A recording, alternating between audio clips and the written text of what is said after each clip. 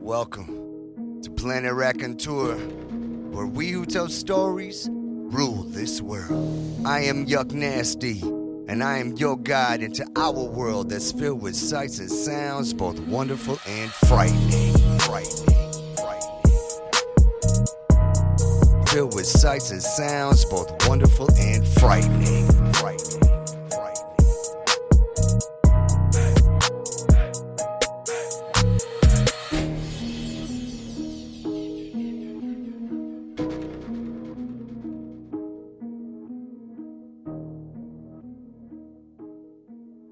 Palindrome by W. Sean Arthur.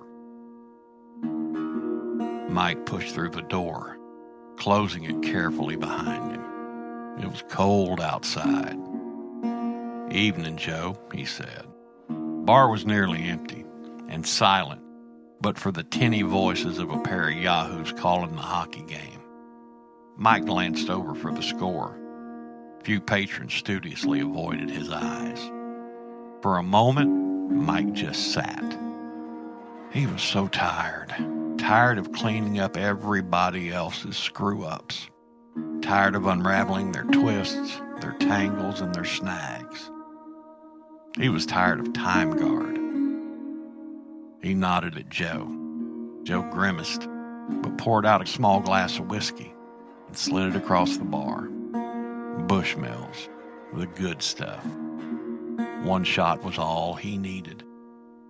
After all, he was a professional. Smoke drifted across the bar, stinging his eyes, and Mike blinked as he patted his sidearm. Mike then leaned back, reached for his gun again, and looked down the bar at the man he'd come to find. "Well," said the man, "I guess that's it then. A time guard always gets his man. I suppose the only way out is to kill you. It's too bad. You remind me of me, in a way." "Only one of us has a gun." Mike patted his sidearm again. "True. So, you making a move or not?" Man cocked an eyebrow. "Not. For the moment, anyway. The time here is messed up good. Could go around several loops. Maybe in different directions even." "Yep," the man said. "Palindromic time snag. Not much fun when you're stuck in it. Feels like going backwards. Except things are happening differently. It's like being pushed through a... Damn it! Not again. Palindromic snag. Hell." He could already see how this was going to go. Of all the types of time snags Mike had seen since joining Time Guard, the recursive, the crab-like, anagrammatic. Man, palindromic was the worst. It was so damn confusing, and too often, the only way out was to shoot the guy who started the snag. He was licensed to do it, but it still made him uncomfortable. While would-be time travelers were idiots, it was hard not to feel sorry for them. There was always something tragic they wanted to reverse, never realizing that the past could never be changed, that trying could only lead to endless thickets of time snags. He sighed, and then the hairs on the back of his neck stood up. He recognized that feeling. "Damn it," said the man. "Not again." "Yep," Mike said. "Palindromic time snag. Not much fun when you're stuck in it. Feels like going properly backwards. Except things are happening differently. It's like being pushed through a knot. For a moment, anyway." Man frowned.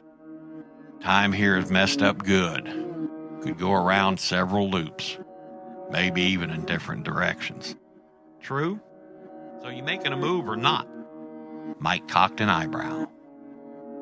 "Only one of us has a gun." The man gestured at Mike's sidearm. "I suppose the only way out is to kill you. It's too bad. You remind me of me, in a way. A time guard always gets his man. Well, that's it then. Mike leaned back, reached for his gun again, and looked down the bar at the man he'd come to find. One shot was all he needed. He was, after all, a professional. Smoke drifted across the bar, stinging his eyes, and Mike blinked as he patted his sidearm into position. He nodded at Joe.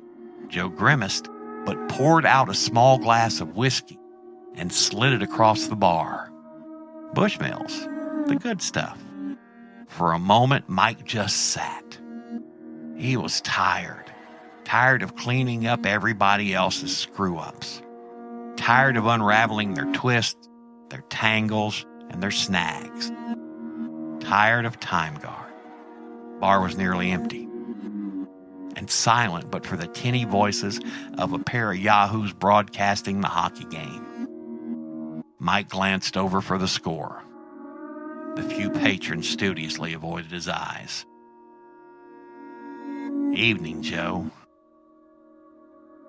Mike pushed through the door, closing it carefully behind him. It was cold outside.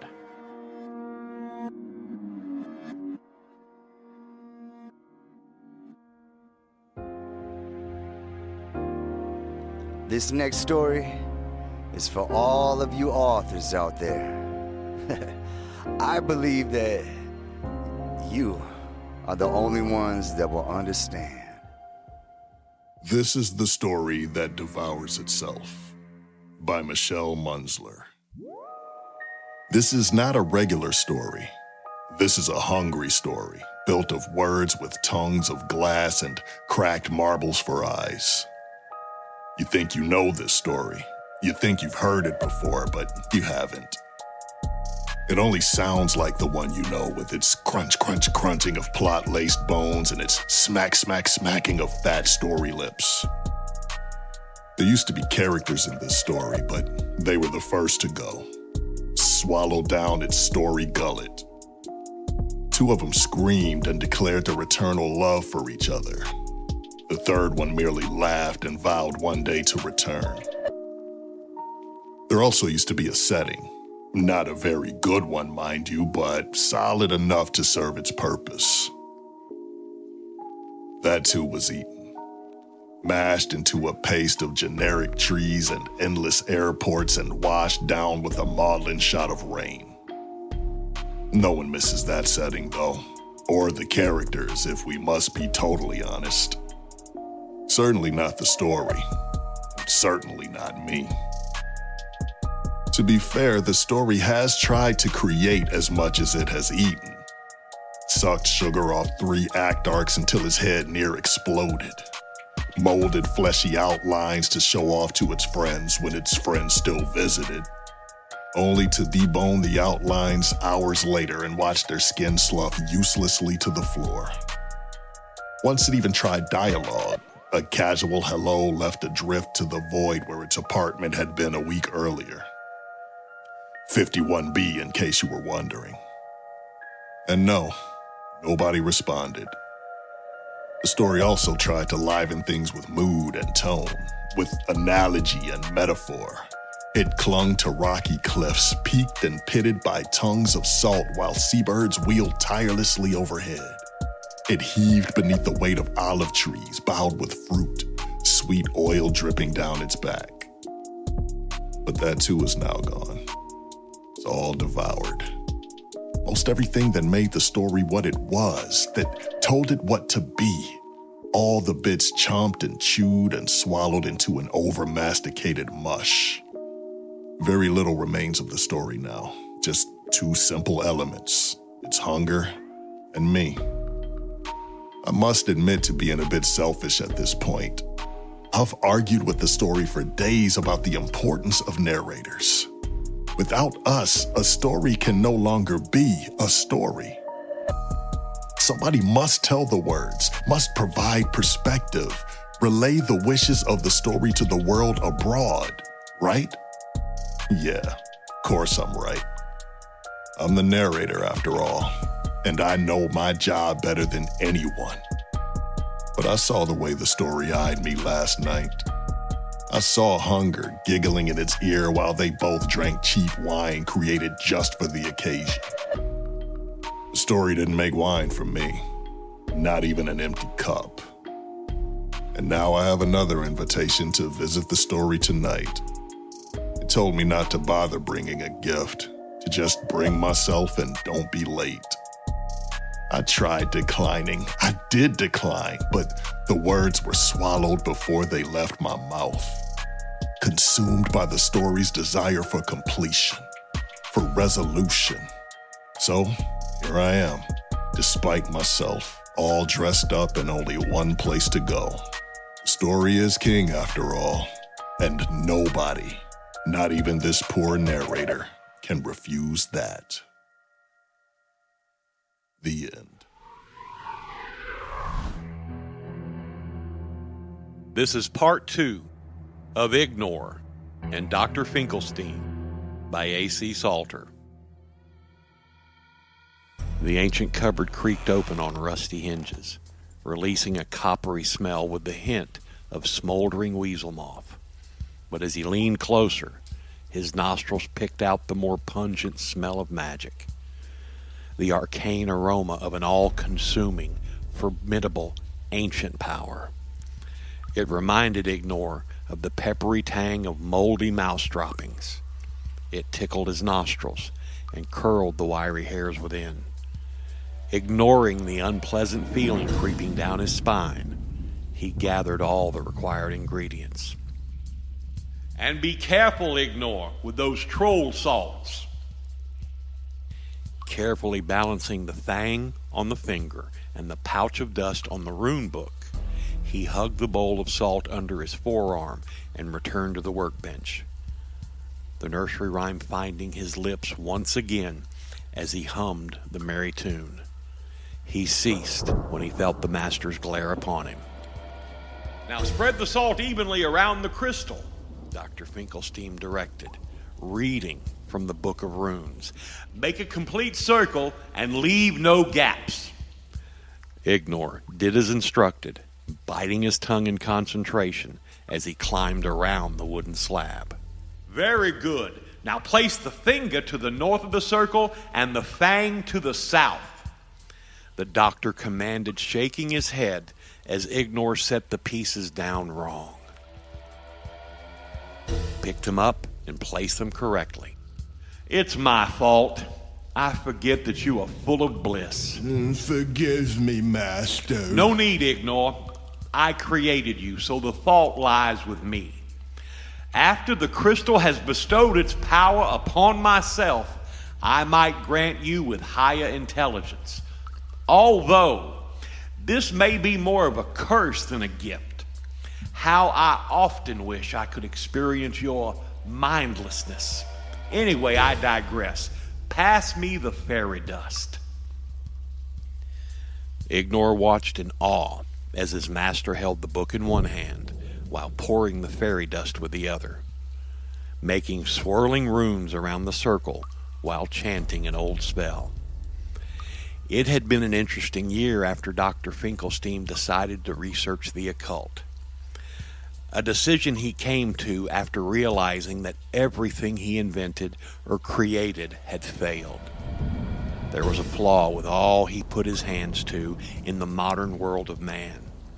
So his interest began to lead him into the darker arts. He visited the elders of the arcane library of magic and spent 2 months locked in their deepest vault, reading books, tomes, and scrolls from around the world. He had gathered information about a powerful genie that had been trapped in an amber diamond, a power that could be harnessed by only the cleverest, most brilliant and daring of men. Of course, the doctor realized that this was he himself. It could be no other. The rest of the year had been a tumultuous one. Finding the crystal itself, making deals with witches and wizards on how to extract the power, trading and dealing with warlocks for spells, and scavenging the tools needed. Ignor viewed how the fairy dust glistened and sparkled. It was beautiful. Yet he was sickened when the master explained that the dust was made from grinding down the fairies themselves, which he had captured in the Ferocian forest. Every part was used except the wings. Those he kept on display on the wall, each perfect set pinned to a frame board of felt. When the lightning forked across the night, it lit up, the flickering shadows making wings appear as if they were fluttering. Concentrate now, Ignor. It's almost time. Connect the silver wire to the top of the diamond, and be careful not to disturb the ruins or the salt. Yes, Master. Ignor replied as he lifted the silver cord, which was attached to the pole that rose out of the laboratory. Rain ran down the shaft in swift rivulets, forming silver beads before splattering onto the floor. On the end of the wire was a screw, which he inserted into the top of the crystal holder, the silver thread brushing the uppermost face of the diamond. It sparked a memory. He had something important to tell the master. But Master, wait, I must tell you. Not now, Ignor. Can't you see that the moment has arrived? Look! Ignor craned his head back as far as it would go, the stitches in his neck straining as he gazed up where the doctor was pointing. Thunder roared through the heavens, sucking the wind from Ignor's chest. Then the sky flashed once again, bleaching the world white before throwing it into darkness. Now stand back and watch history unfold. Observe, my loyal servant, for I am about to gain the powers of the genie. But Master... Silence! Ignor slammed his mouth shut, his single tooth biting through his tongue. He tasted blood, the same viscous fluid which dripped from the wound in his palm where the tip of the crystal lay buried. It's fine, he told himself, the single thought bouncing around the bliss inside his head. I can always tell the master afterwards. Patiently, he watched as the doctor, still balancing the book in one hand, placed the palm of the other beneath the diamond. Pain twisted his mouth as he pressed his hand up into the sharp crystal. Then, forcing his grimace away, he began to recite the spell from the old pages. Genie trapped within the stone, I release you from your crystal throne. Your power is what I demand. Bestow it to me through my hand. Ignor leapt with fright as the laboratory exploded with light. The pole began to shake violently as lightning surged down the shaft.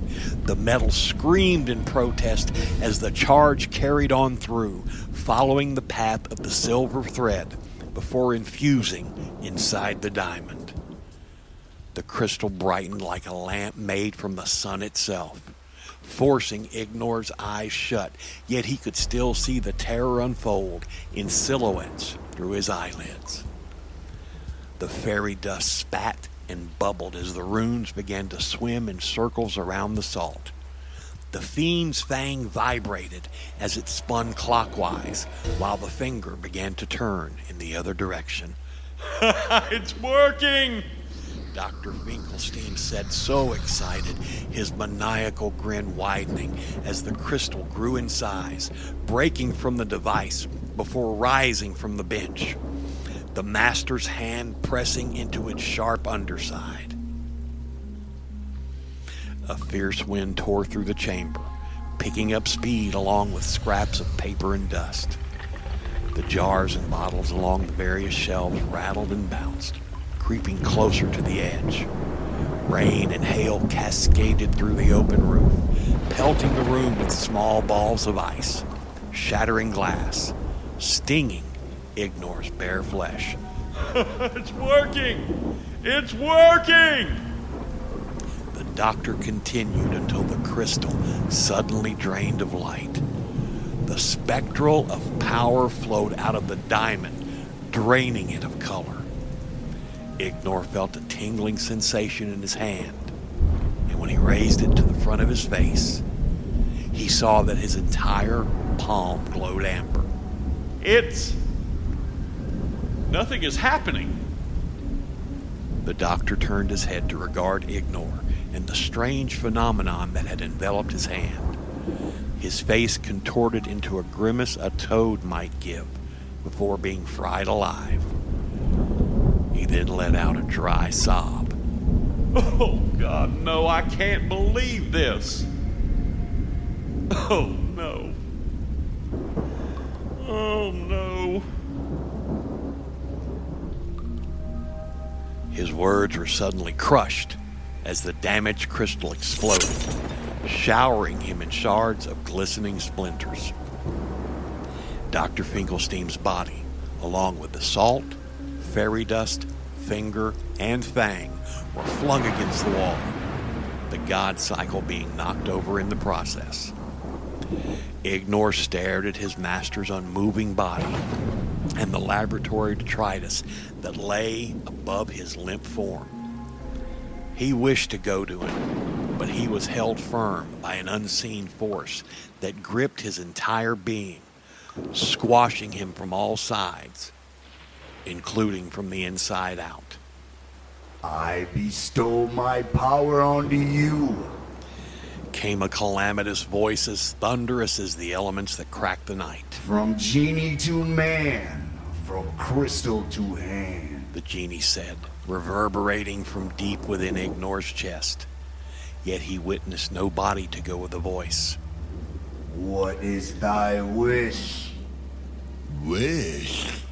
Ignor spluttered, his swollen tongue flopping around in his mouth, squirming like a fat slug in a tight sock. Yes, you release me from my prison. Now I may grant you a wish. There was movement beneath the pile of broken shelves and twisted apparatus as Dr. Finklesteam struggled into a sitting position. Ignor! Choose whatever your heart desires. But I have no wishes. Please, my master desires the power, not I. Only you must choose. Make your wish, for the power only lasts with the storm above. Ignor cast a glance into the sky. The rain had begun to wane, along with the thicker clouds. He hadn't much time. Oh, what have you done, Ignor? The master groaned, trembling hands probing his damaged face and scalp. The wish. The genie demanded, a subtle irritancy riding in his words. Please, I have... Wait. Ignor muttered, a rare idea coming to him. He knew what he must wish for, what he must ask for. It was quite obviously the only thing which he desired. A wish that he was more than sure that his master would be happy with. I wish He said, feeling more confident. that the master and I swap roles. That I have his vast wealth of knowledge, and that he have my vast expanse of emptiness, so that he may enjoy the innocence of bliss. The bodiless voice began to chuckle. As you wish. Ignor? Oh, Ignor. It's all right, master. Ignor reassured, giving him a thumbs up. Or thumb up, as he only had one. He would have said more, but the chamber began to shake violently as a maelstrom of rain, glass, and broken furniture began to whirl about in a frenzy. His body was drawn towards the tornado, sucked closer by the ferocious energy. As was the doctor, raising his hands in front of his face for protection. He was lifted from the ground and spun. Ignor's world became a dizzy vortex, limbs being dragged one way then the other as he tumbled end over end. A peculiar thought surfaced in the emptiness of his mind. The image of the outside world, a place he had no experiences of. It was swiftly followed by another, this one of joy, an emotion that was alien to him, that was born of his first invention that worked. The hair on his flesh rose in mottled goosebumps as more thoughts and memories sprang into being, all whirling around the confines of his head more ferociously than the tornado that danced with his body. Happiness, glee, stars, moons, loss, sorrow, hate, failure, graveyards, death. The storm that raged in his head ceased with the storm that seethed inside the laboratory, and he fell to the ground with a thump. As the object settled around him, he heard the chuckling voice of the genie taper off until it vanished completely. The wish had been fulfilled. Gazing about at the mess around him, he became aware of an ugly creature that sat on the floor. Short and squat, its face was a crisscross of hideous stitches. The skin itself pulled tight and puckered in the wrong places. Opening its mouth, it wet its broken lips and moaned. There was no more intelligence coming from it than from the grunt of a dying pig. Ignor offered it a sad smile as he lifted the broken goggles from its head. Master? He began. But now his highly intellectual mind told him that he could no longer call the man before him master. But what should he call the being that was formerly Dr. Finklesteam? Bliss, do you understand me? He asked, but was greeted with another moan, slack features staring up at the moon as it appeared through the broken clouds. Ignor clambered to his feet and dusted himself down. He was happy to find that his new clothes consisted of a smart, comfortable pair of breeches, high-quality boots, and a silk shirt bristling with lace beneath a velvet waistcoat. Very dapper, he mused. Then, giving his hands a second glance, he noticed that his missing thumb had been returned. The aches in his body had vanished, along with the stitches that held the patchwork of his mismatched pieces together. Hey, how delightful. He sang in a rich baritone voice. Feeling a flow of divine ecstasy pulse through him, he crossed the chamber, flung the door open. Fresh air washed over him as he held his arms out to embrace his freedom. Ignor had never stepped foot out of the castle grounds, and he was itching to begin his new adventure around the world. He placed one foot in front of the other, thrilled not to feel any pain with the movement. Then a moan from behind him made him pause, swaying on unsteady legs. One being longer than the other was his former master. You should be delighted, Bliss. This is what you've always wanted. I'll be gone for a while. Possibly a long while. Possibly I'll never return. In the meantime, you have free reign of the castle. But I must warn you that you shouldn't go having any thoughts. Thoughts are dangerous, and you don't want too many of them fluttering around in your empty head. They'll chase away the bliss. It's not what you would have wanted. Bliss moaned. Whether he understood or not, Ignor couldn't say. Might I suggest that you try a pickled bog sprout? You are, of course, permitted to have a little joy in your life. And leaving his rich words echoing in the laboratory, Ignor strode away to fill his head with the world. The end. Well, there you go. Another trip to Planet Raconteur. On behalf of myself and our other two fine raconteurs, Papa Dave and Bobby Anthem, we would like to thank you for listening. All of the stories presented on Planet Raconteur are used by permission or are in the public domain.